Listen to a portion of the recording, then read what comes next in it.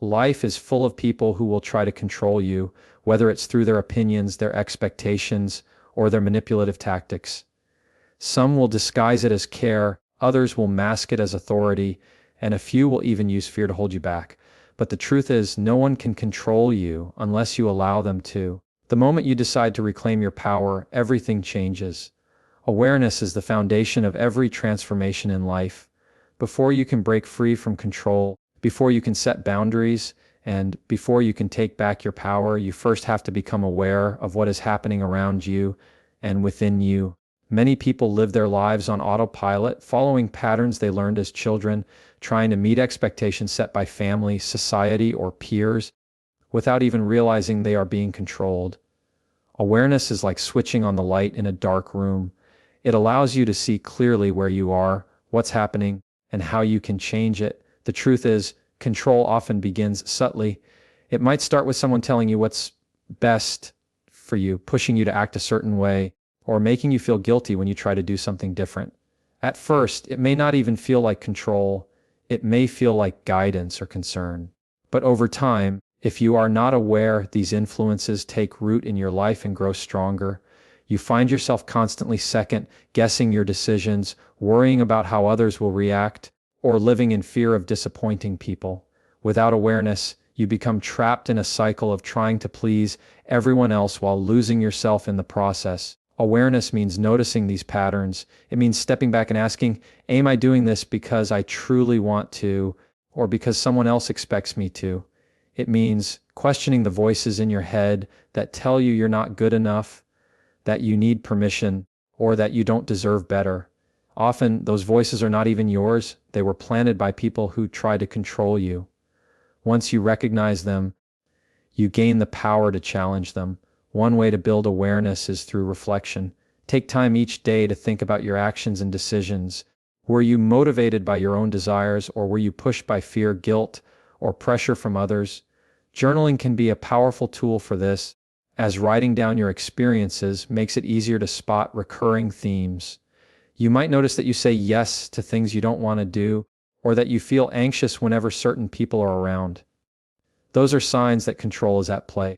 Another aspect of awareness is observing how you feel in different environments. If you consistently feel drained, silenced, or belittled around specific people, that's not a coincidence. It's a red flag.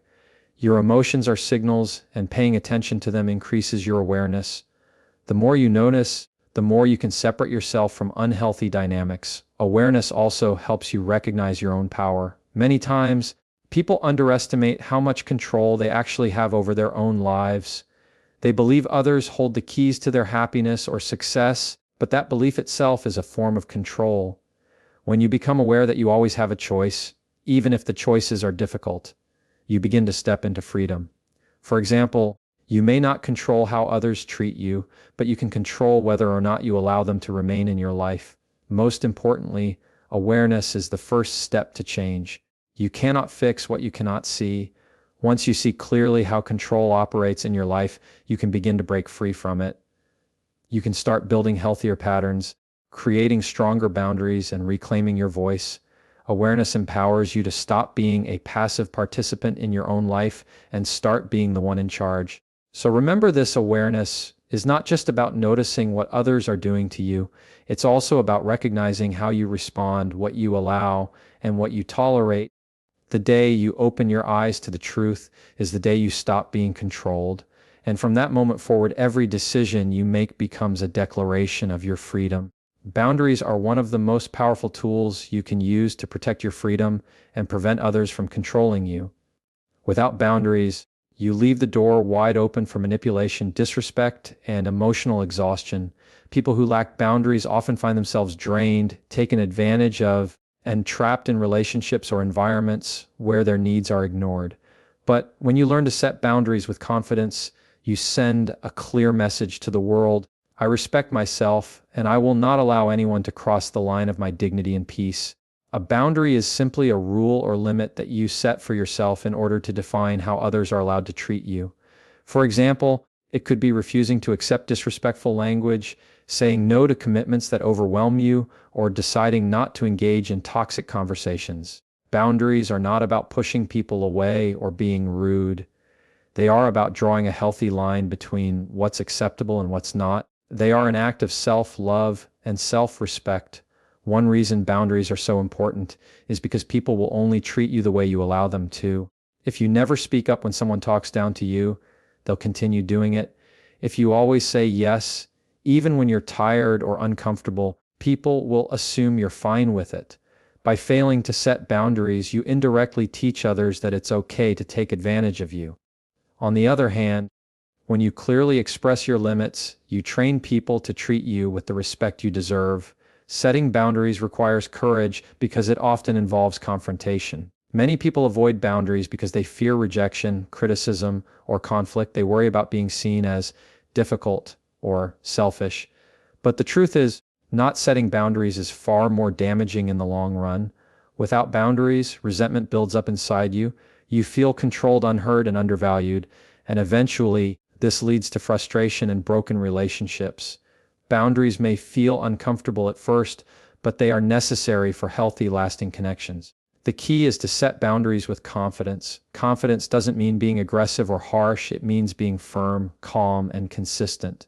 For example, if someone speaks to you in a disrespectful tone, you can respond by saying, "I don't appreciate being spoken to that way. If this continues, I'll need to step away from this conversation." This is not rude, it's direct and clear. You're showing respect for yourself while still giving the other person a chance to adjust their behavior. Another important part of confident boundaries is consistency. A boundary that is set but not enforced is useless. If you tell someone that you won't tolerate lateness, but you still wait hours for them every time, they will never take you seriously. Your actions must match your words. Enforcing boundaries consistently teaches people that you mean what you say and that your time, energy, and values are not negotiable. Boundaries also require you to know yourself deeply. You cannot set healthy limits if you don't know what you truly want, value, and need. This is where self-awareness ties in. Spend time reflecting on the areas of your life where you feel stressed, disrespected, or uncomfortable. Those feelings often point to places where a boundary is missing. Once you identify them, you can create specific rules for yourself and communicate them clearly to others. The beauty of boundaries is that they strengthen relationships rather than weaken them. When you set limits, the right people will respect you more, not less. Healthy individuals understand the importance of boundaries, and they'll appreciate your honesty and clarity. The wrong people, the ones who thrive on control or manipulation, may resist your boundaries, but their resistance is proof that those boundaries are necessary. In the end, boundaries are about freedom. They free you from being controlled by guilt, fear, or obligation. They give you the space to live authentically without constantly bending to the will of others, and they allow you to build relationships based on mutual respect rather than power struggles. So, if you want to stop others from controlling you, learn to set boundaries with confidence.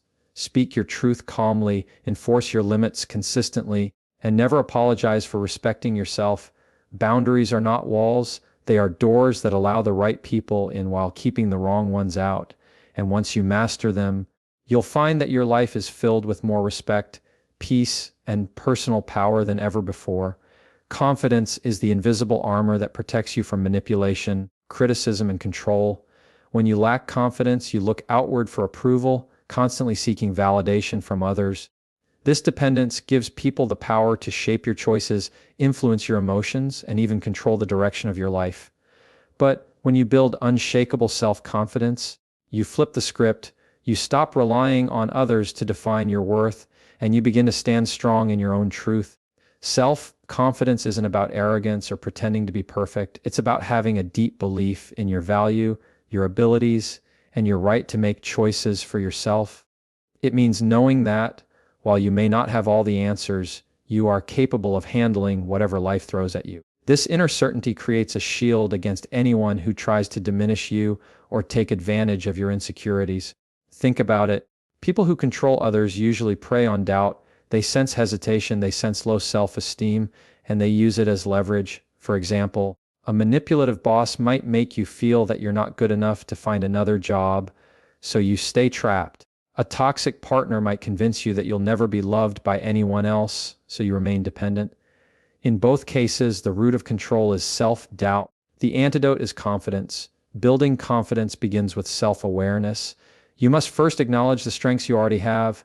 Too often, people focus only on their weaknesses, forgetting all the challenges they've overcome, the skills they've developed, and the qualities that make them unique. Confidence grows when you remind yourself of your wins, no matter how small, keeping a record of your achievements, reflecting on moments you showed courage, and celebrating progress rather than perfection can help strengthen your self-belief. Another powerful way to build confidence is to master your inner voice. For many people, the most controlling figure in their life is not another person. It's their own negative self-talk, that constant stream of, "I can't do this, I'm not good enough," or "what if I fail," undermines your strength. To build confidence, you must replace those destructive thoughts with empowering ones. Instead of, "I can't handle this," try, "I'll figure it out." Instead of, "I'm not ready," say, "I'm learning and growing every day." The way you speak to yourself determines the way you show up in the world. Confidence also comes from action. You don't build it by sitting still and waiting to feel ready. You build it by doing, even when you're scared. Each time you take a step outside your comfort zone, you prove to yourself that you're capable. Over time, those small victories stack up and your confidence becomes unshakable. It's not about never feeling fear. It's about moving forward despite the fear. Another key part of confidence is self-respect. When you value your time, your energy, and your worth, you naturally carry yourself differently. You walk taller, you speak with more authority, and you refuse to tolerate disrespect. This self-respect is magnetic. It draws in people who admire your strength and repels those who would try to control you. It's also important to surround yourself with the right people. Confidence thrives in an environment of support, encouragement, and positivity. On the other hand, it withers when you're constantly around critics, manipulators, or people who belittle you. If you want to build unshakable confidence, protect your environment. Choose to spend time with those who inspire you and challenge you to grow, not those who drain your spirit. The beauty of confidence is that it doesn't just free you from control, it inspires others as well. When people see you standing firm in your truth, unapologetically valuing yourself, they begin to respect you more. And those who attempt to manipulate you quickly realize that their tactics no longer work. In the end, unshakable self-confidence is not about never failing, but about trusting yourself enough to rise every time you fall. It's about believing in your right to live authentically without needing permission from anyone else. When you carry that kind of confidence, you become unbreakable, and no one, no matter how controlling, can take away your freedom. One of the simplest yet most powerful tools for taking back control of your life is learning how to say no. It sounds easy, but for many people, it's one of the hardest things to do. The inability to say no is one of the main reasons people feel controlled, manipulated, and overwhelmed. When you say yes out of guilt, fear, or obligation, you give others power over your time, your energy, and ultimately, your life.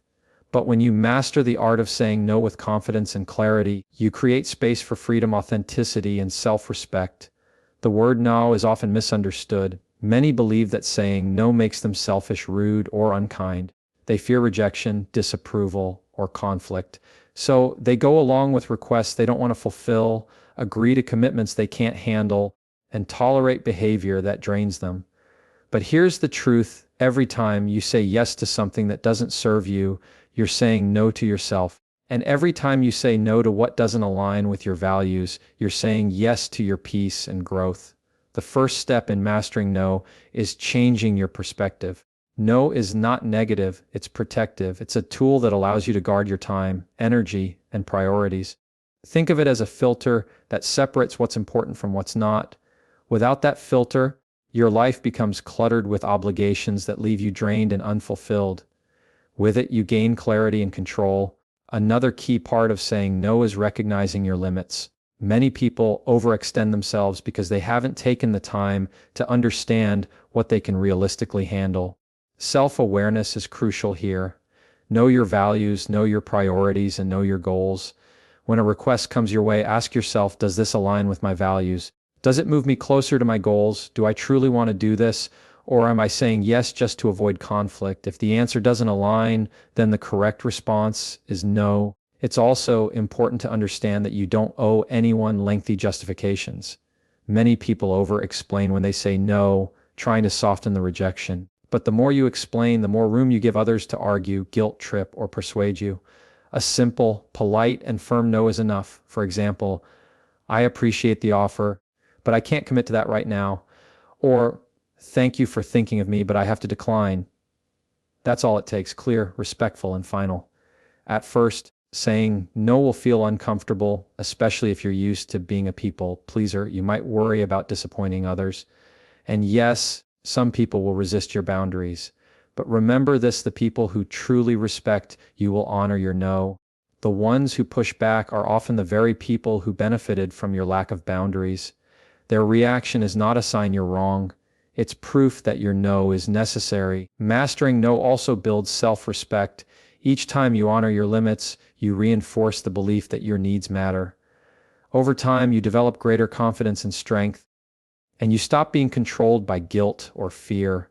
You begin to live authentically, choosing what you want rather than what others demand. Saying no doesn't mean closing yourself off from opportunities or relationships. In fact, it creates the opposite. By saying no to what doesn't serve you, you open space for the things that truly matter. You free yourself to focus on your goals, nurture healthy relationships, and live a life aligned with your values. Ultimately, no is not a rejection, it's a redirection. It redirects your time, energy, and attention toward what truly matters. It redirects you away from control and toward freedom. Once you master the power of saying no, you'll find that you no longer live life on someone else's terms. Instead, you'll live boldly, authentically, and unapologetically on your own. One of the most liberating truths you can embrace is this: your life is the sum of your choices. Every decision you make, big or small, shapes your path, your relationships, your opportunities, and even your mindset. Yet, many people give away this power without realizing it. They allow others to decide for them. They blame circumstances for where they are, or they believe they have no control over their future. This mindset leaves them vulnerable to control. But when you take full responsibility for your choices, you reclaim your personal power and remove the grip that others may have over your life. Taking responsibility doesn't mean blaming yourself for everything that has gone wrong. It means acknowledging that while you cannot control everything that happens to you, you can always control how you respond. It means recognizing that you are the driver of your life, not a passenger waiting for someone else to steer. This shift in perspective is powerful because it instantly takes away the leverage that manipulators or controlling people may have. Think about it. People can only control you if you believe you are powerless, if you think you need their approval, their guidance, or their permission to act. You'll continue to let them dictate your path. But the moment you say, I am responsible for my decisions and their outcomes, you cut off that dependency. You stop waiting for someone else to decide your worth or your direction, and you begin to shape your own destiny. Taking responsibility also means owning your mistakes. Many people avoid responsibility because they fear failure. They think that if they make a wrong decision, it will define them. But the truth is, mistakes are not the end, they are lessons. Every failure holds the seed of growth if you're willing to learn from it. When you own your mistakes, you actually become stronger, not weaker. Instead of being controlled by fear or regret, you use each setback as fuel to move forward with greater wisdom. Another important part of responsibility is making conscious choices. Too often, people live reactively. They let others push them into commitments, they let circumstances dictate their mood, and they let fear make their decisions. But living this way is like drifting in a boat without paddles. You go wherever the current takes you. Taking responsibility means grabbing the paddles. It means asking yourself, what do I truly want? What choice aligns with my values? What decision will move me closer to the life I desire? Conscious choices put you back in control. Of course, responsibility also comes with discipline. It's easy to say you want change, but real responsibility requires action. It's about taking ownership of your habits, your mindset, and your daily routines. If you want better health, you must choose healthy habits. If you want financial freedom, you must make disciplined money choices. If you want respectful relationships, you must choose to set boundaries and walk away from toxic environments. Every choice matters, and every choice shapes your future. One of the greatest rewards of taking responsibility is freedom. When you stop blaming others, you stop waiting for them to fix your life. You realize that you already hold the power to create change. This frees you from resentment, dependency, and victimhood. You no longer hand over control to people who don't deserve it. You carry your own strength within you. Most importantly, responsibility gives you confidence. When you own your choices, you build trust in yourself. You stop doubting your ability to make decisions, and you stop fearing what others will think. You develop the courage to stand by your actions, knowing they come from your own values and truth. In the end, taking responsibility for your choices is not a burden. It is empowerment. It's the realization that your life is yours to shape. It's the freedom to walk your own path without waiting for approval or fearing judgment. And once you embrace this truth, no one can ever control you again, because you will always know that the power to decide belongs to you. At the heart of breaking free from control lies one essential principle: claiming your freedom and living your truth.